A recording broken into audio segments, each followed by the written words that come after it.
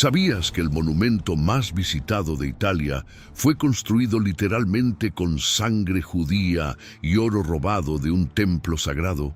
Durante 2000 años, el mundo ha admirado el Coliseo como símbolo de la grandeza romana, pero la verdad que se esconde bajo sus piedras es mucho más oscura de lo que jamás imaginaste.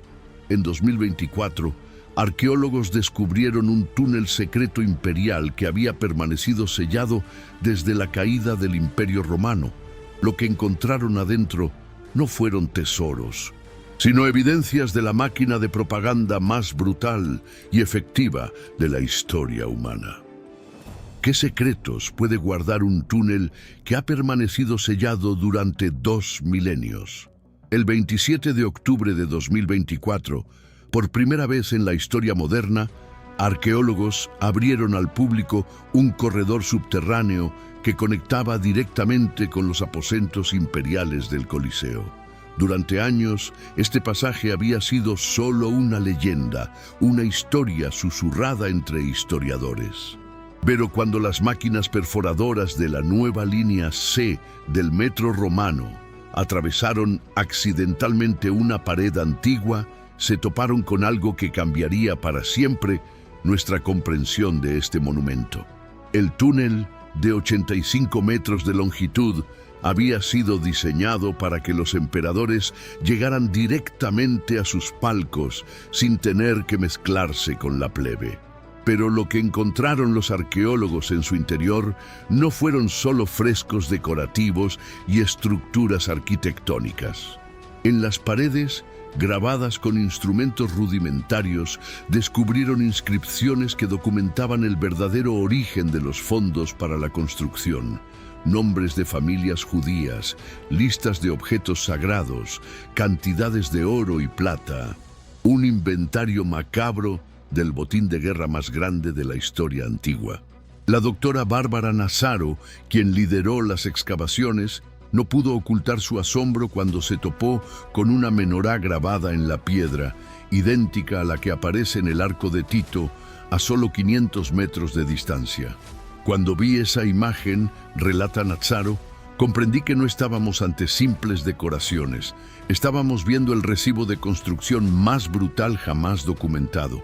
Esta menorá no era un símbolo decorativo, era la firma del crimen perfecto, la evidencia física de que cada piedra del Coliseo había sido pagada con el tesoro sagrado del pueblo judío. Pero los hallazgos no se detuvieron ahí. Mientras las excavaciones del metro continuaban, emergieron 350 artefactos que pintaban un cuadro aún más perturbador. Cerámicas con inscripciones en arameo, monedas acuñadas específicamente para pagar a los trabajadores esclavos, y herramientas de construcción marcadas con números que correspondían a grupos de prisioneros organizados por origen étnico.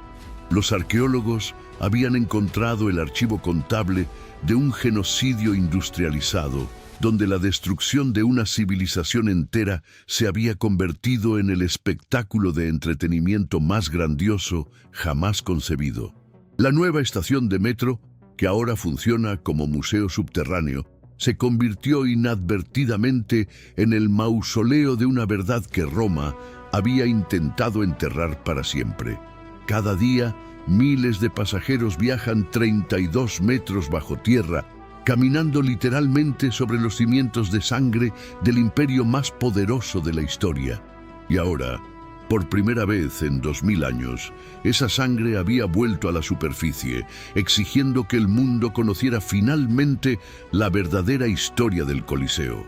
Para entender el verdadero origen del Coliseo, debemos viajar 2 años antes de que se colocara la primera piedra, hasta una colina a las afueras de Jerusalén, donde 50.000 legionarios romanos rodeaban la ciudad más santa del mundo judío. El general Tito, hijo del emperador Vespasiano, había llegado con una misión que cambiaría el curso de la historia. No solo conquistar Jerusalén, sino borrarla del mapa de tal manera que su destrucción financiara la gloria eterna de Roma. El cerco había durado 5 meses cuando las murallas finalmente cedieron. Lo que siguió no fue una batalla, sino una masacre sistemática diseñada tanto para el terror como para el botín. Según el historiador Flavio Josefo, testigo presencial de los eventos, los soldados romanos tenían órdenes específicas: matar a los resistentes, esclavizar a los útiles y catalogar cada objeto de valor antes de destruir la ciudad. Pero el verdadero premio no estaba en las casas o los graneros, sino en el corazón mismo de la fe judía, el segundo templo de Jerusalén, que contenía el tesoro acumulado durante siglos por una civilización entera. Cuando las llamas finalmente envolvieron el templo, no fue por accidente, como algunos relatos posteriores intentaron sugerir. Tito había ordenado personalmente la destrucción total después de catalogar su contenido. Los legionarios trabajaron día y noche durante semanas, transportando toneladas de oro puro, plata trabajada, objetos rituales de valor incalculable y lo más preciado de todo, la menorá de 7 brazos que había ardido en el lugar santísimo durante más de 500 años. El botín era tan vasto que requirió una flota completa de barcos solo para transportarlo a Roma, donde sería exhibido en el triunfo más espectacular que la ciudad había presenciado jamás. Pero Tito no se conformó solo con el oro. Necesitaba algo más para su proyecto: mano de obra especializada y en cantidades masivas. Según los registros romanos, exactamente 60.000 judíos fueron seleccionados no para ser vendidos en los mercados de esclavos tradicionales, sino para un destino específico. Serían transportados a Roma para construir el monumento que celebraría su propia destrucción. Estos no eran esclavos comunes, muchos eran artesanos, arquitectos, ingenieros y constructores que habían trabajado en la reconstrucción del templo bajo Herodes el Grande. Roma había capturado no solo su riqueza, sino su conocimiento técnico. El viaje desde Jerusalén hasta Roma se convirtió en una marcha de la muerte que duró meses.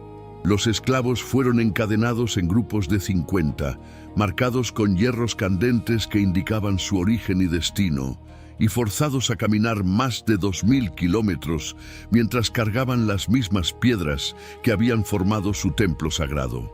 Muchos murieron en el camino, pero Roma había calculado cuidadosamente las pérdidas. Por cada esclavo que fallecía, 3 más eran capturados en las operaciones de limpieza que continuaron durante meses después de la caída de Jerusalén. Cuando las primeras caravanas llegaron a Roma en el año 71 d.C., Vespasiano ya tenía todo lo que necesitaba para su proyecto más ambicioso: el dinero, la mano de obra y la motivación política para construir la máquina de propaganda más efectiva de la historia humana. ¿Qué nivel de perversidad se requiere para transformar los tesoros de un pueblo exterminado en el entretenimiento de sus exterminadores? Cuando Vespasiano anunció oficialmente la construcción del Anfiteatro Flaviano en el año 72 d.C., no lo hizo desde el Senado o desde el Foro Romano, sino desde el mismo lugar donde había estado el lago artificial del odiado Palacio de Nerón. La elección del sitio no era casual. Estaba enviando un mensaje tanto a los romanos como a los pueblos conquistados, donde un emperador loco había construido para su placer personal. Un emperador sabio construiría para el placer del pueblo. Pero había otro mensaje, mucho más siniestro, que solo unos pocos iniciados entendieron completamente.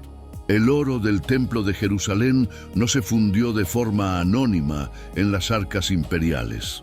Vespasiano ordenó que cada lingote fuera marcado con su origen específico y que los registros se mantuvieran meticulosamente actualizados durante toda la construcción. Cada columna, cada arco, cada piedra del Coliseo tenía un certificado de origen que especificaba exactamente qué objeto sagrado judío había pagado su colocación. La menorá sagrada pagó los cimientos. Los cálices del lugar santísimo financiaron las gradas imperiales. Las vestimentas sacerdotales se convirtieron en los sistemas de drenaje que desalojarían la sangre de los espectáculos. Pero la perversidad del proyecto iba mucho más allá del simbolismo financiero. Vespasiano había diseñado un sistema donde los mismos esclavos que habían visto arder su templo serían forzados a construir con sus propias manos la arena donde sus hermanos de fe serían ejecutados para el entretenimiento de la multitud. Los arquitectos romanos, con una precisión que rayaba en lo psicopático, organizaron el trabajo de tal manera que cada grupo de esclavos judíos fuera responsable de construir una sección específica del anfiteatro. Los que habían sido sacerdotes fueron asignados a construir los altares donde se sacrificaría a los animales antes de los espectáculos. Los que habían sido músicos del templo construyeron las galerías de resonancia que amplificarían los gritos de agonía. La construcción se convirtió en un espectáculo en sí mismo. Los ciudadanos romanos eran invitados a visitar el sitio de construcción, donde podían ver con sus propios ojos a los destructores del imperio, trabajando bajo el sol abrasador para construir su propia humillación eternal. Algunos esclavos, especialmente los más jóvenes y fuertes, fueron marcados desde el primer día con un destino aún más cruel. Cuando el anfiteatro estuviera terminado, ellos mismos serían los primeros gladiadores en luchar en la arena que habían construido. Era la perfección del castigo romano, hacer que las víctimas fueran cómplices de su propio sufrimiento.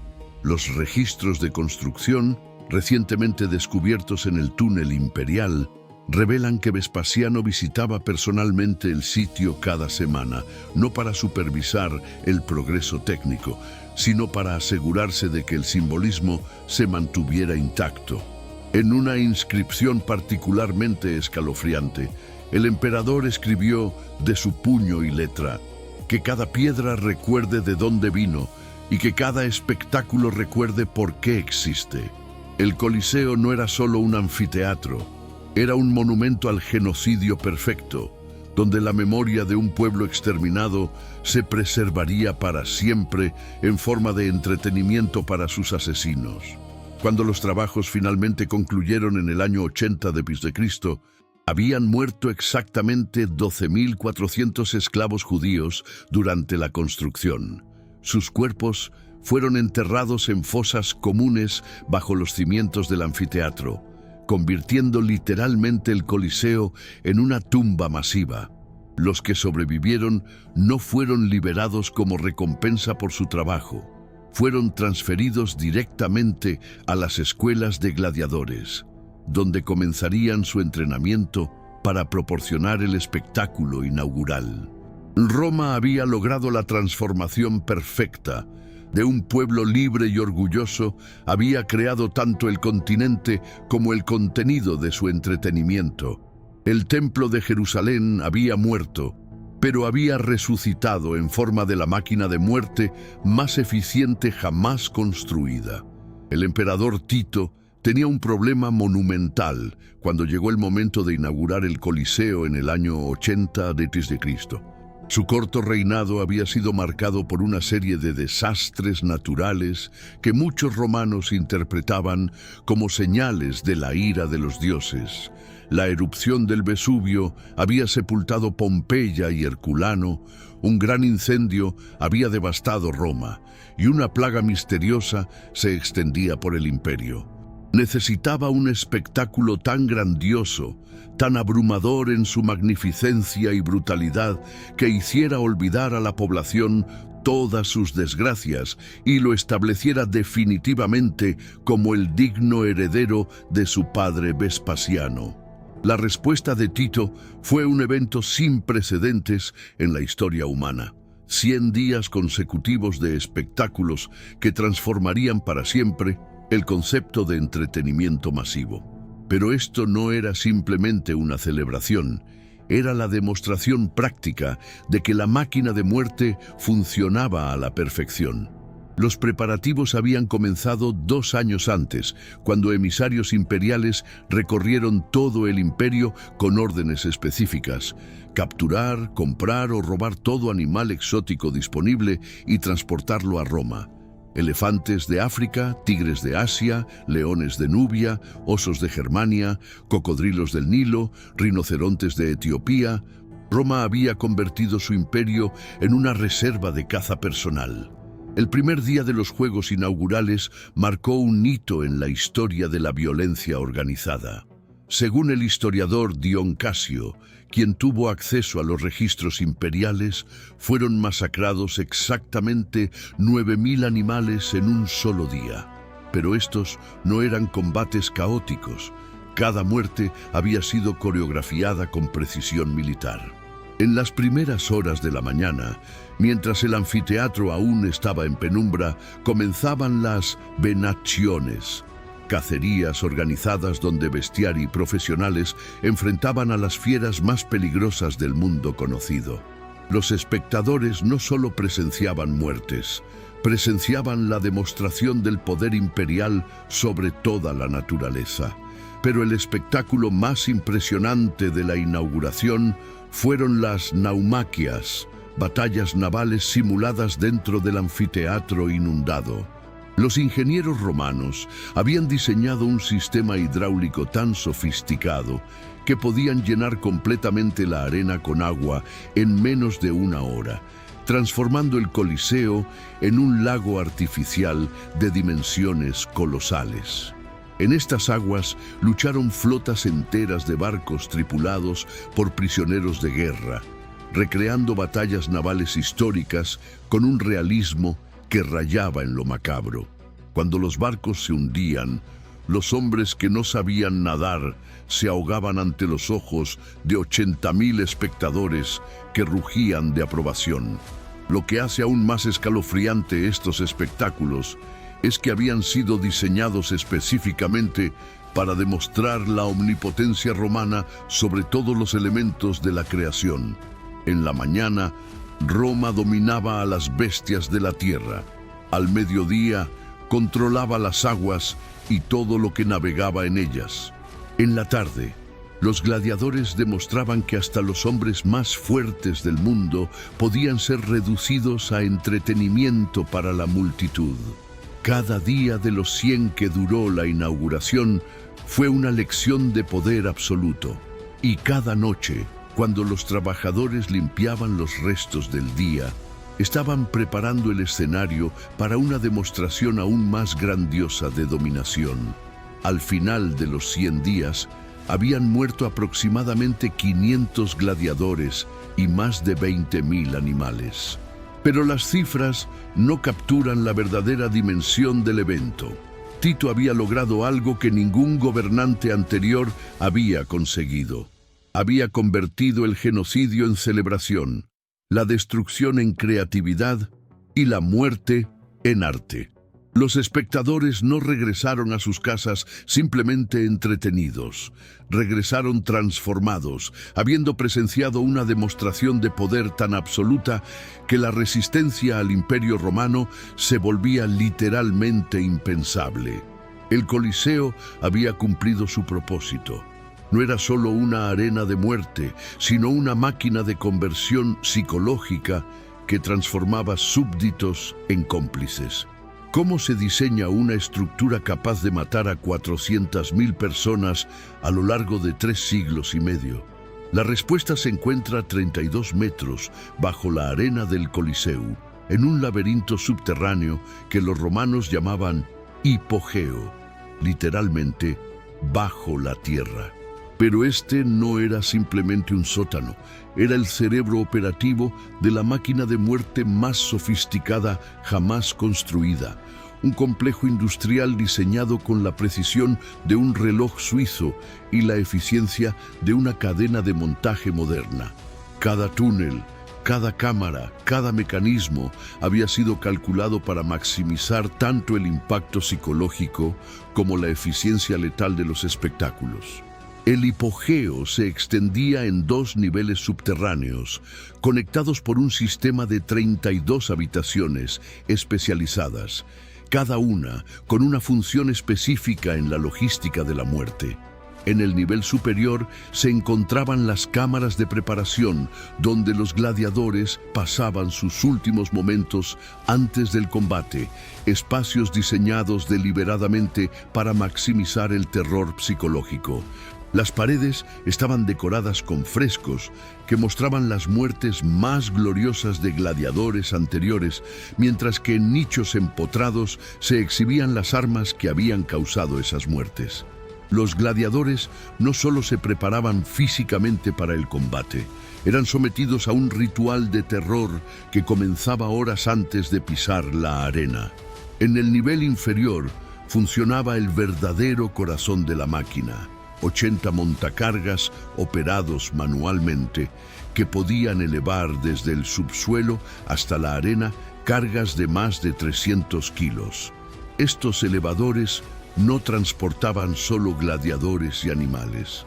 Llevaban escenografías completas, árboles vivos para simular bosques, máquinas de guerra en miniatura e incluso pequeños edificios que podían aparecer instantáneamente en la arena para crear ambientaciones teatrales. Cada montacargas era operado por un equipo de 8 esclavos organizados en 2 niveles, trabajando con un sistema de poleas y contrapesos tan preciso que podían sincronizar la aparición de elementos múltiples con diferencias de segundos. Pero la verdadera genialidad del hipogeo no estaba en su capacidad de subir cosas a la arena, sino en su capacidad de hacerlas desaparecer. Un sistema de compuertas y trampillas permitía que los cuerpos de gladiadores muertos, animales destrozados y escenografías destruidas fueran retirados de la vista del público en cuestión de minutos. Túneles especializados conectaban directamente con el Tíber, donde barcazas esperaban para transportar los restos fuera de la ciudad durante la noche. Los espectadores nunca veían la limpieza, solo presenciaban la magia de la aparición y desaparición instantánea, lo que incrementaba la sensación de estar presenciando eventos sobrenaturales controlados por el emperador.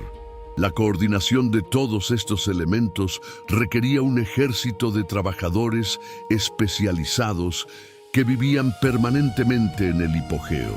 Más de 1.500 hombres trabajaban en turnos de 12 horas para mantener la máquina funcionando.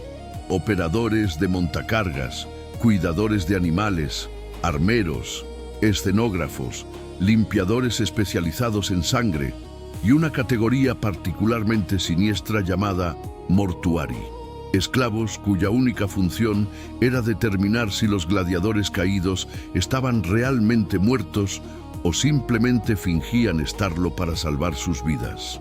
Estos hombres trabajaban con hierros candentes que aplicaban a los cuerpos inmóviles para asegurarse de que no hubiera supervivientes accidentales. El sistema de ventilación del hipogeo era otra obra maestra de ingeniería macabra. Una red de conductos conectaba todas las cámaras con la superficie, no solo para proporcionar aire fresco, sino para permitir que los rugidos de los animales hambrientos llegaran hasta las gradas, creando una banda sonora natural de terror que acompañaba los espectáculos. Algunos conductos estaban diseñados específicamente para amplificar los sonidos, otros para silenciarlos completamente cuando era necesario crear suspenso. Los ingenieros romanos habían descubierto que controlar no solo lo que los espectadores veían, sino también lo que escuchaban, multiplicaba exponencialmente el impacto emocional de los eventos. El Coliseo no era solo una arena, era un instrumento musical gigantesco, afinado para tocar la sinfonía perfecta del terror controlado.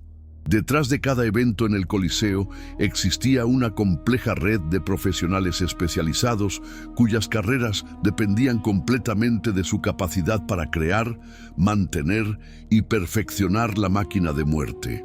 Estos no eran simples servidores del imperio, Eran artistas, empresarios y técnicos que habían transformado la violencia en una ciencia exacta y la muerte en una forma de arte refinado. En la cima de esta jerarquía mortal se encontraban los editores, los productores multimillonarios de los espectáculos que financiaban eventos completos a cambio de prestigio político y social. Estos hombres, generalmente senadores o equites con fortunas colosales, competían entre sí para organizar los juegos más espectaculares y memorables. Un editor exitoso podía gastar el equivalente a decenas de millones de dólares actuales en un solo evento, pero la inversión valía la pena. Un espectáculo particularmente impresionante podía catapultar a un político desde la oscuridad hasta las más altas magistraturas del imperio. Los editores no solo compraban gladiadores y animales, compraban lealtad popular, influencia política y, en última instancia, poder. Los Lanistae eran los empresarios directos del negocio gladiatorial, los propietarios y entrenadores de las escuelas de combate que suministraban luchadores al Coliseo.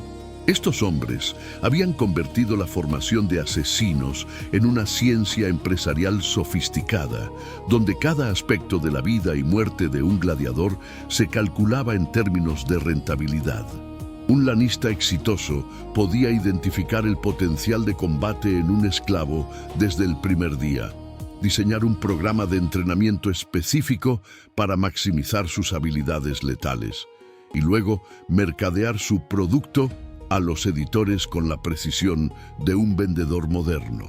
Los mejores Lanistae eran tan respetados como temidos. Algunos acumularon fortunas que rivalizaban con las de los senadores. En el nivel operativo trabajaban los bestiarii y venatores, los cazadores profesionales especializados en combatir animales exóticos. Estos hombres habían desarrollado técnicas de combate específicas para cada tipo de fiera, desde el uso de redes y tridentes contra leones, hasta el empleo de lanzas especializadas contra rinocerontes. Muchos bestiarii eran voluntarios libres que habían elegido esta carrera extremadamente peligrosa porque las recompensas económicas podían ser extraordinarias. Un venator que sobreviviera 5 años de combates regulares podía retirarse con suficiente dinero para comprar una villa en el campo. Por supuesto, muy pocos sobrevivían tanto tiempo.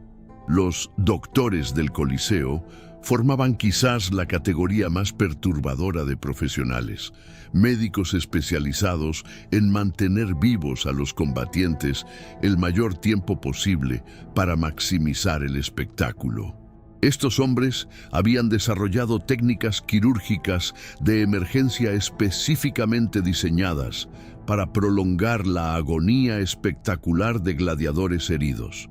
Podían detener hemorragias letales lo suficiente para que un gladiador continuara luchando, administrar estimulantes para revivir a luchadores inconscientes e incluso realizar amputaciones de emergencia en la arena si esto prometía crear un momento dramático particularmente memorable. Su juramento no era preservar la vida, sino preservar el espectáculo. Finalmente, existía una categoría de trabajadores cuya especialidad era tan específica que solo existía en el contexto del Coliseo. Los jarúspices de arena, adivinos especializados en interpretar el significado religioso y político de las muertes que ocurrían durante los combates. Estos sacerdotes examinaban las vísceras de gladiadores y animales muertos para determinar si los dioses aprobaban las decisiones del emperador, si el imperio enfrentaría guerras próximas o si las cosechas serían abundantes. Habían desarrollado un sistema complejo de interpretación donde la forma específica en que un gladiador moría podía predecir eventos futuros del imperio. La muerte en el Coliseo no era solo entretenimiento, era también una forma de comunicación directa con los dioses, y estos hombres eran los traductores oficiales de esos mensajes divinos escritos en sangre. El sistema de drenaje del Coliseo representa quizás la innovación más macabra de todas. Los ingenieros habían calculado que en un día típico de espectáculos se derramarían aproximadamente 500 litros de sangre humana y animal en la arena. Para manejar este volumen, desarrollaron una red de canales subterráneos con pendientes precisamente calculadas que dirigían toda la sangre hacia cisternas de almacenamiento especializadas. Pero no se limitaron a drenar la sangre, la procesaban. Equipos de esclavos trabajaban en las cisternas para separar la sangre humana de la animal, porque cada tipo tenía usos diferentes. La sangre de gladiadores se vendía a precios altísimos como medicina popular, mientras que la sangre animal se procesaba para crear fertilizantes que se vendían a agricultores en todo el imperio. Las armas utilizadas en el Coliseo no eran instrumentos de guerra estándares. Eran herramientas especializadas diseñadas para crear tipos específicos de heridas que maximizaran el drama visual sin causar muerte instantánea. Los gladii de los gladiadores tenían bordes deliberadamente desafilados en ciertos puntos para causar heridas sangrantes, pero no fatales inmediatamente. Las redes de los reaciarios estaban tejidas con pesas distribuidas de manera asimétrica para hacer que la captura de un oponente se viera más espectacular y duradera. Incluso los escudos habían sido modificados. Eran más ligeros que los militares estándares para que los combates fueran más rápidos y dinámicos, pero tenían bordes afilados que podían usarse como armas secundarias para cortes superficiales que aumentaran el factor visual sin terminar el combate prematuramente. Los romanos desarrollaron también una forma primitiva de efectos especiales mecánicos para incrementar el impacto de las muertes. Sistemas de poleas ocultas podían hacer que los cuerpos de gladiadores muertos saltaran inesperadamente, creando la ilusión de que habían resucitado momentáneamente antes de morir definitivamente. Dispositivos pirotécnicos básicos, hechos con pólvoras primitivas importadas de Asia, creaban explosiones de humo y chispas durante momentos climáticos de los combates. Incluso habían desarrollado un sistema de espejos estratégicamente colocados que podían dirigir rayos de sol concentrados hacia puntos específicos de la arena, creando efectos de iluminación dramática durante ejecuciones especialmente importantes. La medicina de combate del Coliseo había evolucionado hasta convertirse en una especialidad médica completamente única. Los médicos de arena habían desarrollado técnicas para administrar estimulantes que permitían a gladiadores gravemente heridos continuar luchando durante periodos más largos, drogas que intensificaban el dolor para hacer más dramáticas las reacciones de las víctimas, y anestésicos selectivos que podían adormecer ciertas partes del cuerpo mientras mantenían otras plenamente sensibles. Habían catalogado exactamente cuánto tiempo podía sobrevivir un ser humano con diferentes tipos de heridas, permitiendo a los organizadores de espectáculos cronometrar las muertes con precisión casi científica. Sus conocimientos anatómicos, desarrollados a través de la observación de miles de muertes violentas, superaban en muchos aspectos a los de los médicos militares tradicionales. Quizás la innovación más escalofriante era el desarrollo de un primitivo sistema de amplificación acústica que magnificaba los sonidos de agonía para que pudieran ser escuchados claramente por los espectadores en las gradas superiores.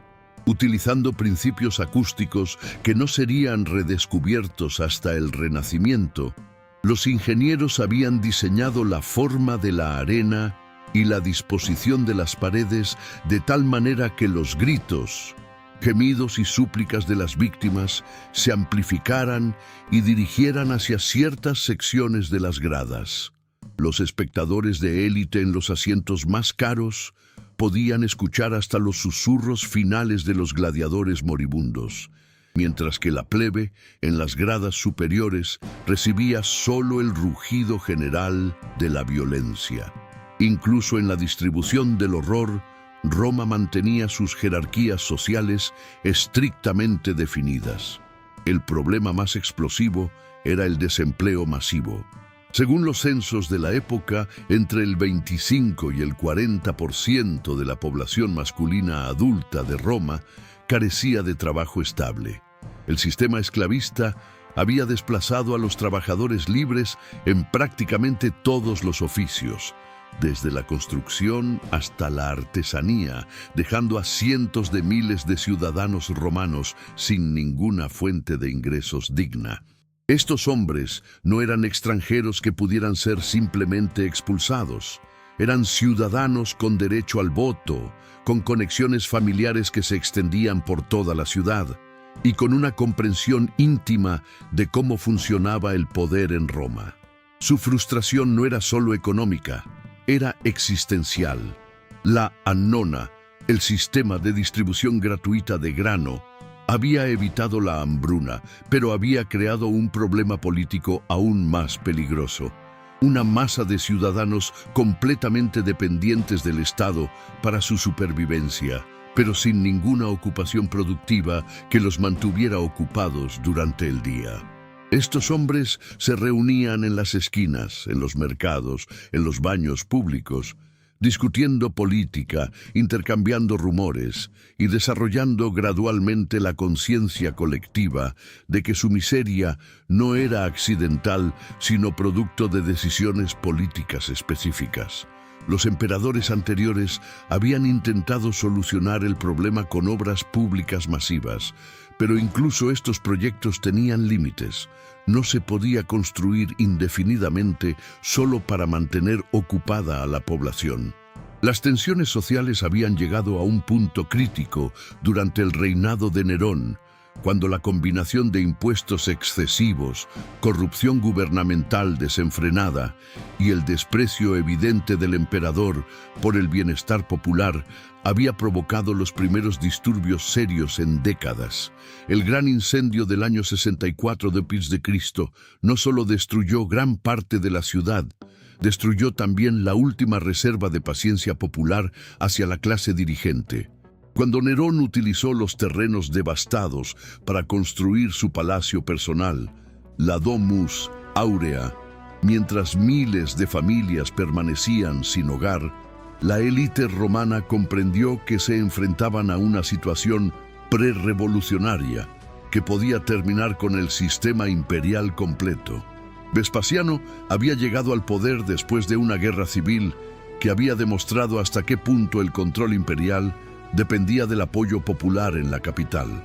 Durante el año de los 4 emperadores, 69 d.C., los ciudadanos romanos habían presenciado cómo 4 hombres diferentes reclamaban el título imperial en el espacio de 12 meses, cada uno respaldado por diferentes legiones y cada uno prometiendo soluciones distintas a la crisis urbana. La población había aprendido que los emperadores no eran dioses infalibles, sino políticos que dependían del consenso para mantenerse en el poder. Esta comprensión era extremadamente peligrosa para la estabilidad del sistema, porque significaba que los ciudadanos comenzaban a ver el gobierno imperial como algo que podía ser cambiado si no satisfacía sus necesidades. El Coliseo fue la respuesta de Vespasiano a esta crisis existencial del imperio. No era simplemente un edificio de entretenimiento, era una solución arquitectónica a un problema político fundamental. Necesitaba un mecanismo que mantuviera a la población urbana no solo alimentada, sino psicológicamente satisfecha, emocionalmente comprometida con el sistema imperial y, lo más importante de todo, completamente distraída de sus propios problemas socioeconómicos.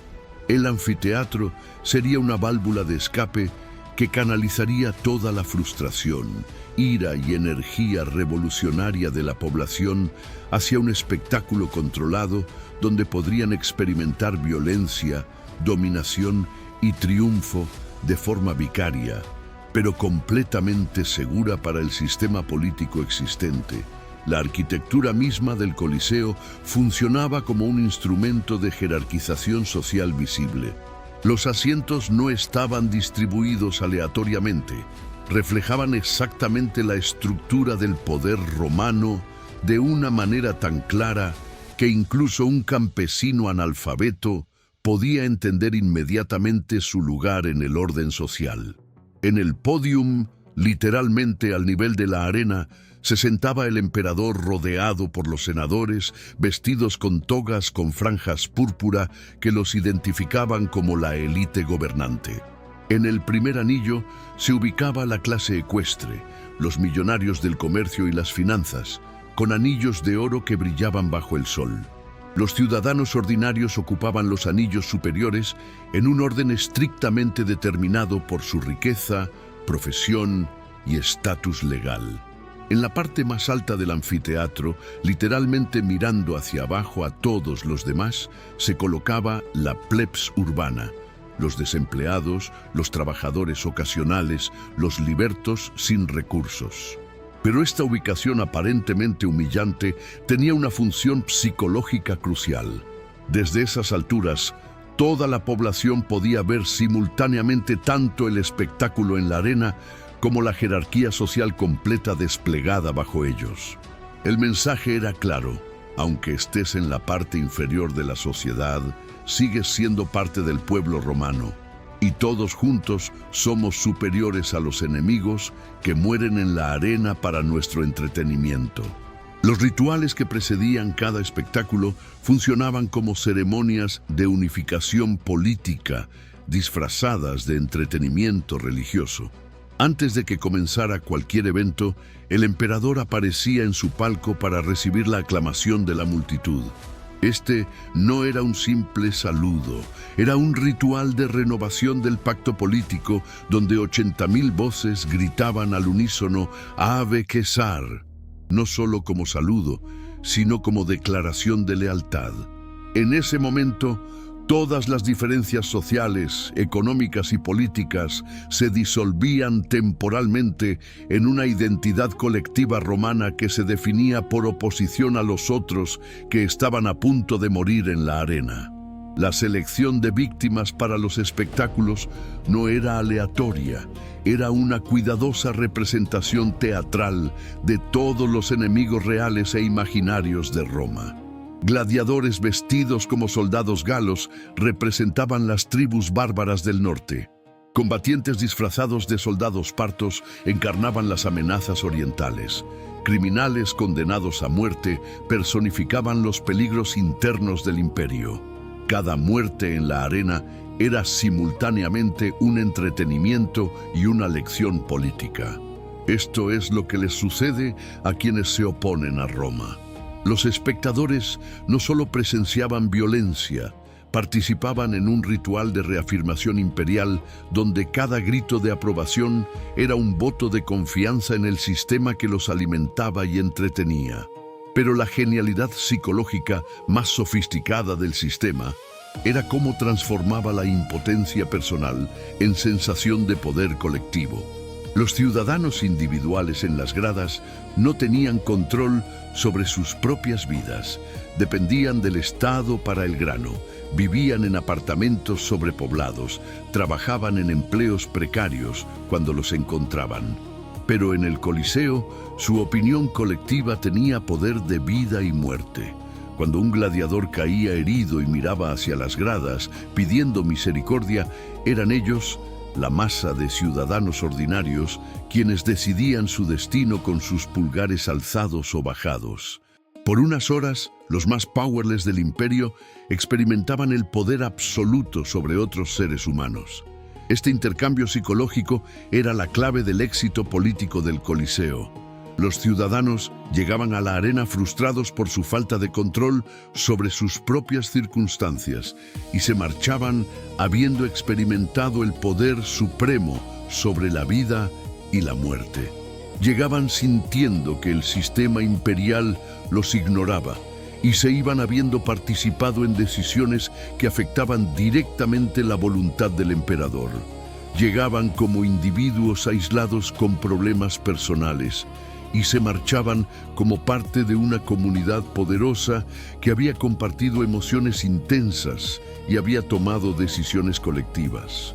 El Coliseo no solo entretenía, reprogramaba psicológicamente a sus espectadores para que encontraran satisfacción emocional en el mismo sistema que los oprimía económicamente. ¿Cuánto cuesta convertir la muerte en una industria de entretenimiento masivo? Detrás de cada espectáculo en el Coliseo funcionaba una economía compleja que movía cantidades de dinero equivalentes a billones de dólares actuales. Los juegos no eran solo eventos culturales, eran operaciones comerciales masivas que empleaban a decenas de miles de personas en una cadena productiva que se extendía desde las fronteras más remotas del imperio hasta el corazón de Roma. Entender la economía del Coliseo es entender cómo Roma transformó la violencia en uno de sus sectores económicos más lucrativos y políticamente importantes. Los editores, los magnates que financiaban los espectáculos, gastaban fortunas que desafían la comprensión moderna. Un evento típico de 3 días podía costar el equivalente a 50 millones de dólares actuales, pero los juegos realmente espectaculares, como los organizados por emperadores para celebrar victorias militares o aniversarios imperiales, podían alcanzar presupuestos de cientos de millones. Estos costos no eran gasto público ordinario, eran inversiones políticas calculadas, donde el retorno se medía en popularidad, influencia y acceso al poder. Un senador que organizara juegos memorables podía esperar ser elegido para magistraturas superiores. Un emperador que ofreciera espectáculos excepcionales podía contar con lealtad popular durante años. El comercio de gladiadores se había convertido en una industria internacional sofisticada con sus propios mercados, precios estándares y sistemas de financiamiento. Los gladiadores de primera categoría, especialmente aquellos con historial de victorias espectaculares, podían venderse por precios equivalentes a varios millones de dólares modernos. Pero la mayoría del material humano para la arena procedía de fuentes mucho más baratas: prisioneros de guerra, criminales condenados y ocasionalmente voluntarios desesperados que vendían sus vidas por dinero inmediato para sus familias. Las escuelas de gladiadores operaban como empresas de entrenamiento militar privadas, donde la inversión inicial en compra y entrenamiento de luchadores se recuperaba alquilándolos a editores para eventos específicos. El negocio de los animales exóticos había creado una red comercial que rivalizaba con el comercio de esclavos en volumen y complejidad logística. Cazadores profesionales trabajaban en contratos de exclusividad con proveedores romanos, capturando especies específicas en ubicaciones que podían estar a miles de kilómetros de Roma. El transporte de un elefante vivo desde el África subsahariana hasta Italia requería expediciones que duraban meses, barcos especialmente modificados y equipos de cuidadores especializados. Los costos eran astronómicos, pero la demanda era insaciable. Un rinoceronte vivo podía venderse por el precio equivalente a una casa de lujo en el centro de Roma. Los espectáculos habían generado también industrias subsidiarias completamente nuevas. Artesanos especializados fabricaban armas gladiatoriales que debían cumplir especificaciones muy precisas, lo suficientemente letales para crear heridas impresionantes, pero no tan eficientes como para terminar los combates demasiado rápidamente. Los fabricantes de máscaras y cascos desarrollaron diseños que maximizaban tanto la protección como el impacto visual, creando estilos iconográficos que se convirtieron en símbolos reconocibles por todo el imperio. Incluso existían diseñadores especializados en escenografía de arena, que creaban bosques artificiales, lagos temporales y estructuras arquitectónicas que podían montarse y desmontarse en cuestión de horas. La corrupción era endémica en todos los niveles del negocio gladiatorial. Los jueces de arena podían ser sobornados para favorecer a ciertos luchadores. Los médicos podían ser pagados para declarar muertos a gladiadores que simplemente habían perdido la conciencia. Los organizadores podían manipular los emparejamientos para favorecer resultados específicos que beneficiaran las apuestas de ciertos apostadores. El sistema de apuestas mismo se había convertido en una industria paralela, donde se movían cantidades de dinero comparables a los presupuestos de provincias enteras. Algunos ciudadanos ricos apostaban fortunas completas en combates individuales, y existían prestamistas especializados que financiaban estas apuestas a cambio de intereses extraordinarios. Quizás el aspecto más escalofriante del negocio era cómo había normalizado completamente el comercio de muerte humana.